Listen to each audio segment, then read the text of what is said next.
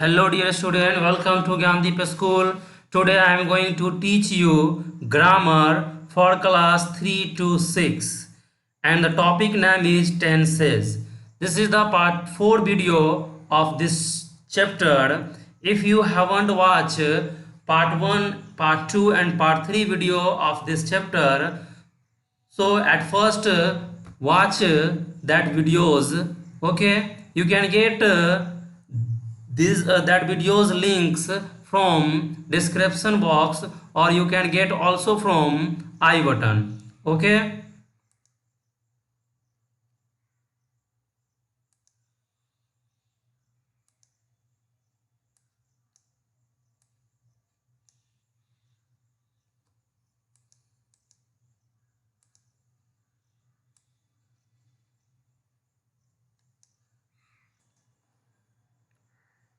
okay, let's start. Here the topic name is simple future tense. Understand. तो हम लोग simple future tense को देखेंगे आज. बिफोर वीडियोस में हम लोग प्रेजेंट पास्ट कंटिन्यूअस टेंस तक देखे थे, और इस वीडियो में हम लोग सिंपल फ्यूचर टेंस को देखेंगे. उसके बाद जो भी टेंस बचेगा तो फिर नेक्स्ट वीडियोस में आपको बताया जाएगा.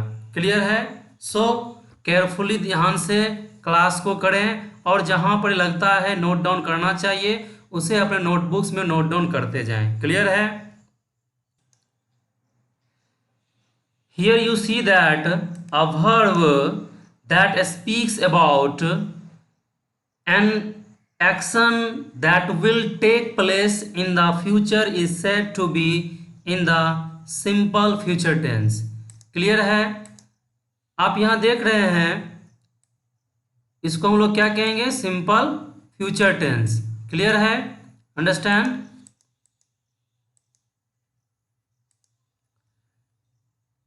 नाउ मीन्स ये हुआ कि जो वर्क फ्यूचर में हम लोग करेंगे, जो वर्क हम लोग कल करेंगे, 2 दिन बाद करेंगे, 1 साल बाद करेंगे, चाहे वो 2 साल बाद करें, 3 साल बाद करें या 1 दिन बाद करें, यानी जो काम हम लोग बाद में करेंगे तो उसको हम लोग फ्यूचर टेंस में रखते हैं.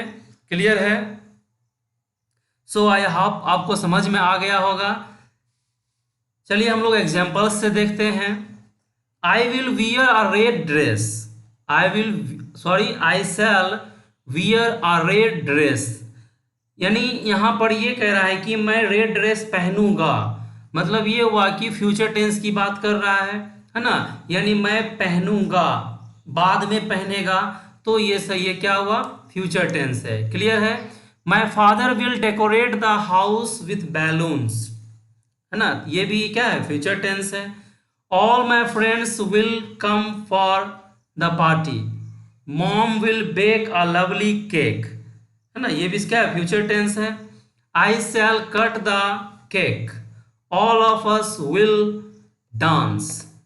आई shall have a grand birthday party. Means ये हो गया कि जो वर्क फ्यूचर में डन होगा, जो वर्क बाद में होगा, उसको हम लोग फ्यूचर टेंस में रखते हैं, सिंपल फ्यूचर टेंस में. वैसे भी फ्यूचर टेंस को पहचानने का सबसे इजी तरीका है शैल और विल. शैल और विल आप जहां पर देखें आप समझ जाइए कि वो क्या है? फ्यूचर टेंस है. क्या है? फ्यूचर टेंस है. फिर बाद में स्ट्रक्चर्स हम लोग समझेंगे कि वो सिंपल फ्यूचर टेंस है कि फ्यूचर कंटिन्यूअस टेंस है या फ्यूचर परफेक्ट टेंस है. बट अगर आप शैल विल देखते हैं तो आप समझ जाइए कि वो क्या है? फ्यूचर टेंस है. क्लियर है? Now the simple future tense is formed in this way. यानी सिंपल फ्यूचर टेंस का क्या स्ट्रक्चर होगा? अभी तक आप देखे थे, मैं जो भी टेंस को आपको बताया हूं आप देखे होंगे कि स्ट्रक्चर साथ साथ मैं बताता गया था. क्लियर है? तो जब हम लोग सिंपल फ्यूचर टेंस को बनाते हैं तो उसका स्ट्रक्चर ये ऐसा होता है: सब्जेक्ट प्लस शैल और विल प्लस V1. क्या होगा? V1, है ना. सब्जेक्ट प्लस शैल और विल प्लस V1. मीन्स ये हुआ कि हम लोग सिंपल फ्यूचर टेंस का जो फॉर्मेशन करेंगे सेंटेंस का, तो पहले सब्जेक्ट डालेंगे, उसके बाद या तो शैल या फिर विल डालेंगे, देन उसके बाद V1 डालेंगे। नाउ क्वेश्चन ये अराइज होता है कि कहाँ पर शैल लगाएंगे, कहाँ पर विल लगाएंगे। आप यहाँ देख रहे हैं आई के साथ शैल लग रहा है, फिर यहाँ माय फादर के साथ विल लगा, यहाँ विल है, मॉम के साथ विल लगा, फिर आई के साथ शैल लगा, फिर यहाँ विल, फिर यहाँ आई के साथ शैल लगा। इट मीन्स आपको ये याद रखना है, अगर आप नहीं जानते हैं तो आपको याद रखना है आई एंड वी के साथ शैल लगाएंगे। क्लियर है, याद रखना है, बिल्कुल इजी है समझना। आई एंड वी के साथ शैल लगाएंगे, बाकी जितना भी रहेगा आई और वी को छोड़कर सबके साथ विल लगाएंगे। I would like to repeat once again, I and we के साथ शैल लगाएंगे। क्लियर है, उसके बाद बाकी जो भी बचा हुआ है उसके साथ क्या लगाएंगे, विल लगाएंगे। अंडरस्टैंड, आई होप कि आप समझ गए। तो सिंपल सेंटेंस हमारा रहेगा, अफर्मेटिव सेंटेंस रहेगा, तो हमारा स्ट्रक्चर इस तरह होगा, सब्जेक्ट प्लस शैल और विल प्लस V1। क्लियर है। इफ अगर निगेटिव सेंटेंस रहेगा तो क्या करेंगे, अगर निगेटिव सेंटेंस रहेगा तो हम लोग क्या करेंगे, सब्जेक्ट प्लस शैल और विल, है ना, सब्जेक्ट प्लस शैल और will plus note plus V1, है ना, यानी शैल और विल के बाद नोट लगाते हैं।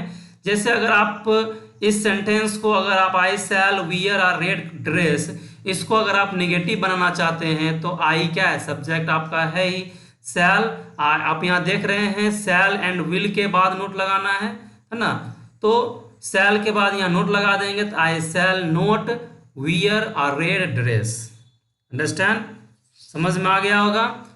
फिर जैसे माय फादर विल के बाद क्या नोट लगा देंगे, तो my father will not decorate the house with balloons, all my friends will not come for the party, mom will not bake a lovely cake, I shall not cut the cake, all of us will not dance, I shall not have a grand birthday party.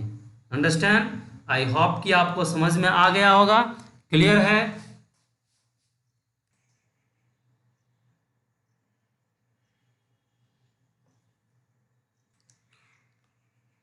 Now interrogative sentence, अगर हम लोग जब interrogative sentence बनाते हैं तो करते क्या है कि शैल विल को स्टार्ट में लिखते हैं, बिगिनिंग में, है ना, शैल और विल को शुरू में लिखेंगे, उसके बाद प्लस सब्जेक्ट प्लस V1 और लास्ट में क्वेश्चन मार्क। क्लियर है, कैसा स्ट्रक्चर रहेगा इंटरोगेटिव सेंटेंस का, शैल और will plus subject plus V1 plus उसके बाद लास्ट में लगाएंगे क्वेश्चन मार्क। क्लियर है। जैसे एग्जांपल्स में देखेंगे अगर, तो शैल लगाएं सबसे पहले, उसके बाद सब्जेक्ट में आई दिए, उसके बाद वियर V1, तो shall I wear a red dress और लास्ट में question mark. Will my father decorate the house with balloons. Clear है। Will all my friends come for the party, है ना, आप देख रहे हैं कि शैल और विल को शुरू में कर दिया गया है, उसके बाद सब्जेक्ट लगाया गया है और उसके बाद V1 और लास्ट में क्वेश्चन मार्क। क्लियर है। Will mom bake a lovely cake, shall I cut the cake, है ना, will all of us dance. Clear है। तो इसी तरह हम लोग क्वेश्चन सेंटेंस को बनाते हैं और यू कैन से दैट कि इंटरोगेटिव सेंटेंस को बनाते हैं। क्लियर है। तो शैल और विल को शुरू में लिखते हैं, उसके बाद सब्जेक्ट लिखते हैं और उसके बाद V1 एंड लास्ट में क्वेश्चन मार्क देते हैं। जैसे है shall I have a grand birthday party, है ना। तो इसी तरह क्वेश्चन सेंटेंस का और आप कह सकते हैं कि इंटरोगेटिव सेंटेंस का स्ट्रक्चर होता है। आप ये देख रहे हैं नेगेटिव सेंटेंस का स्ट्रक्चर होता है सब्जेक्ट प्लस शैल और will plus note plus V1, है ना। अगर सिंपल सेंटेंस हमारा रहेगा अफर्मेटिव सेंटेंस तो सब्जेक्ट प्लस शैल और विल प्लस V1। क्लियर है। तो आई होप कि आप समझ गए होंगे इस टेंस को। तो अब करना क्या है कि अब जो भी टेंस बचेगा तो उसे आप सबसे पहले तो रीड कर लेंगे, है ना। जितना भी टेंस अभी आपको बता दिया गया है, 4 वीडियोस बना है अभी तक में टेंस पे। तो जितना भी टेंस बता दिया गया आपको, तो उसको एक बार पहले अच्छे से पढ़ लेना है। जहाँ पे प्रॉब्लम क्रिएट होता है फिर से वीडियोस देखें ताकि समझ में आ जाएगा। अदरवाइज जो टेंस बचा हुआ है उसे आप रीड कर लें, उसे आप बार बार देखें और नेक्स्ट वीडियो का वेट करें। नेक्स्ट वीडियो में हम लोग जो बचा हुआ टेंस है उसको देखेंगे। क्लियर है? Understand?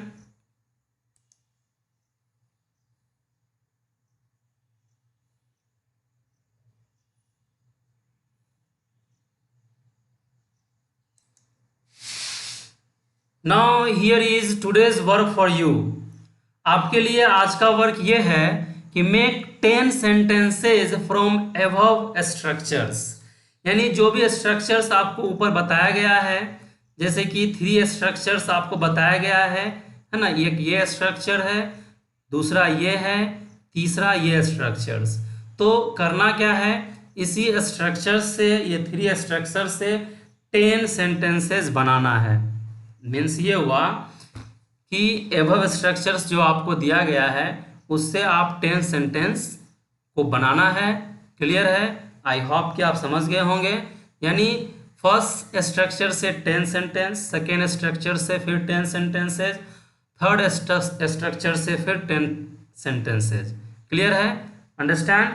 Okay, thank you to all. That's all for today.